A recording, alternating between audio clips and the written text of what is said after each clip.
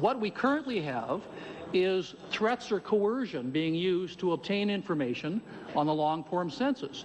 Ms. Stoddart, who is the Privacy Commissioner of this country, has stated in her opinion that is not appropriate. We agree. We totally agree. So my first question would be to Mr. Coleman. What is your opinion and your organization's opinion on the threats and the coercion, threats of imprisonment and fines being attached to the long-form census? Should that be continued, or in your opinion, should we be going to a voluntary method of collecting that information? Yeah, I think the biggest challenge this committee is to deal with that issue by itself. I mean, I think it's a critical issue that has to be dealt with. I think in a civilized country like Canada, the threat of throwing somebody in jail because they don't want to fill out a census is ludicrous. I believe there's good information to be gleaned in this area, but you know, you listen to all of these committee meetings, and I've been to several, and the one special interest group that's not here right now is the Canadian taxpayer.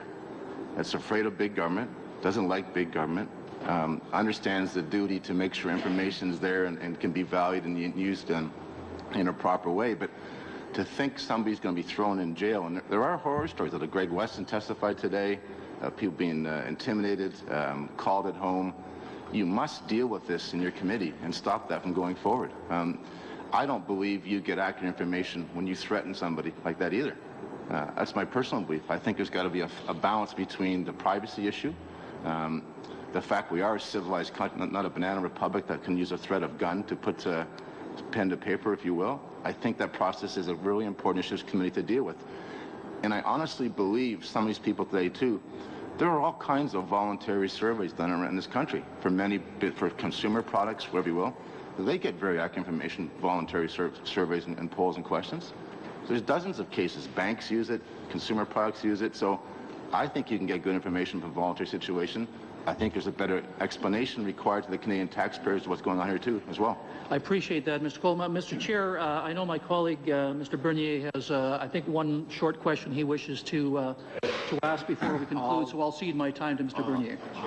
Just a point of order. Mr. Bernier, one moment. Mr. McTague, I'll allow Mr. Bernier a very short question. Mr. McTague, I just wanted to be clarified. The witnesses suggested that Mr. Weston was here. I've been here all day. Greg Weston was not here.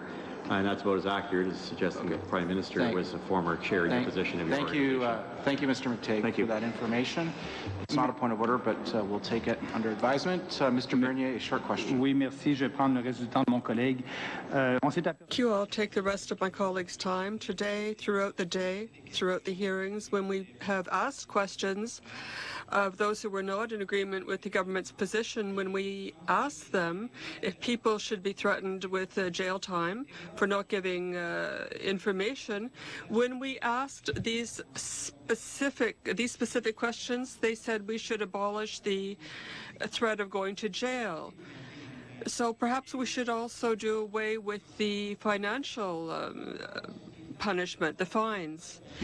Should Canadians be forced to answer questions? We've gone through many of those questions about the number of bedrooms, the how much housework they do, how much time they spend with their kids. Should Canadians be forced to answer those questions if they don't want to answer those questions for whatever reason? They might not want to answer those questions under threat of jail time, under threat of fines, and we can even set the jail time aside. It sounds like everybody's unanimous that, to get rid of the jail time, but even the fines. Should somebody in a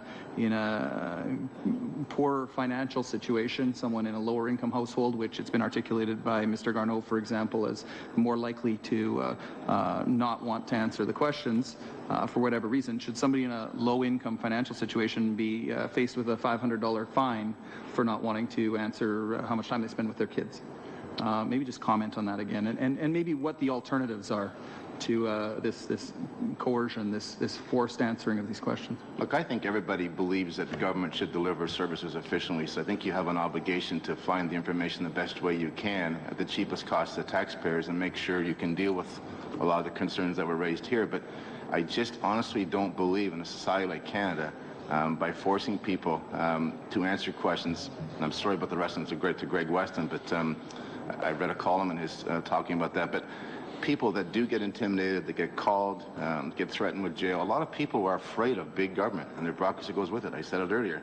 And I don't know if you get great information with that threat too, so I think that you have to find a way to educate Canadians why these censuses are important, to deal with questions that are relevant, to drop the ones that quite frankly aren't. I read it coming down the plane today. There's a lot of questions in that survey I think give you no value. And I think you have to work to questions that can make the country more effective, more efficient, more opportunistic in today's global economy. But to go back to taxpayers and the citizens say, do this or we'll throw you in jail, it's just something the government should not be proud of any stripe. This shouldn't be a political conversation, this one. This should be one you should all be able to agree on. Throwing somebody in jail or the threat should not be there in a country like Canada. Just want to clarify some of the conversations, because I think there's a lot of focus on information and the value of information. I think that's actually something we could all agree on. But in terms of the changes that have actually been made, we still have a short form census. So there was talk about the number of people in communities across the country. That's still going to be known. We're still asking, who lives in the house, what their birthdays are. That's still on the short form, just like it always was. Gender, first language, those are all still in the short form. So those are still going to be asked. They're still going to be mandatory, just for clarification for people, because I think there are some folks that don't understand that. The changes that we've made have been to the long form census, and again, we haven't scrapped it. It's going to be a national household survey. It'll be the largest survey in Canadian history. It'll be implemented and run by the experts at Stats Canada, experts in statistical methodology. Are you confident that this course of action is going to yield the information that organizations need across this country, but in a way that strikes a better balance for Canadians? I think that's your challenge as a committee. I think your challenge is to try and, for once, to remove your partisan blinkers, all of you, and to try and find a consensus that makes it work. And these things aren't perfect sciences, these censuses. I think you have to continue to work to make them better. And it would be best if you, around this table, listened to all the concerns people had and make sure you got the quality of information you wanted, but deal with the privacy issues, the threats. And I think that I don't think you can say these voluntary surveys won't work. How can you say that? And they work in the private sector. I don't know how you can say it until you try it.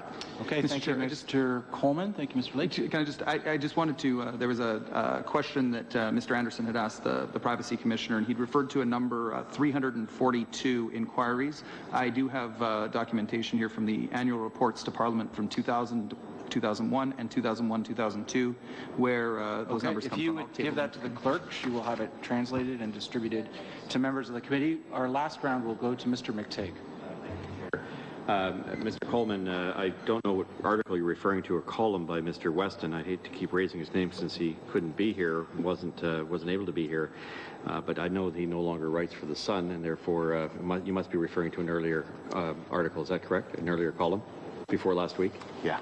Thank you. Mr. Coleman, and perhaps you could answer this question. It's my understanding that to ensure accuracy of surveys and polls, you and other organizations, regardless of who you are, have to rely on Statistics Canada, particularly the long questionnaire, to in fact provide the proper weight. And you have to compare it to something. Otherwise, you're basically, to use an aphorism, you're calculating based on nothing. I'm wondering, sir, why you don't think that's important in your comments, and if what we're weighting against is inaccurate, off by 20 or 30%. Obviously, that means nothing, but I'm sure when it comes to the finances of this country, the accuracy of ensuring taxpayers get value for their money, which your organization is very much in favor of, wouldn't you want to have reliable, credible, unbiased information? Otherwise, your argument makes no sense, sir. Well, let me be square with you. When we do our surveys, we pay for them ourselves as an organization. Our members pay for our surveys for questions that we do want. I do believe the partisan stuff has to stop as far as this dialogue, as far as the census. I do agree with you this information is critical in some areas.